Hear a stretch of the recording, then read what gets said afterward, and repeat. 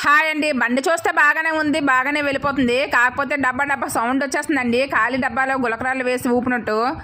ఇంకా బండి రిపేర్ చేద్దామని మెకానిక్ సర్టికి అయితే పట్టుకెళ్ళానండి. ఇంకా ఒక రిపేర్ అనుకుంటే ఒక 4 రిపేర్లు అయితే అయ్యాయి. బండి ఇప్పిన తర్వాత దాంట్లో ప్రాబ్లం ఏంటని చెప్పేసి సామాన్లు అయితే పట్టుకురమ్మన్నారండి. ముందైతే సామాన్లు పట్టుకొచ్చాను, తర్వాత మళ్ళీ ఇంకా ఏదో రిపేర్ ఉందని చెప్పేసి మళ్ళీ ఇంకో 2 సామాన్లు రాసిచ్చారు. మళ్ళీ ఆ సామాన్లు కూడా తీసుకొచ్చి ఇచ్చానండి.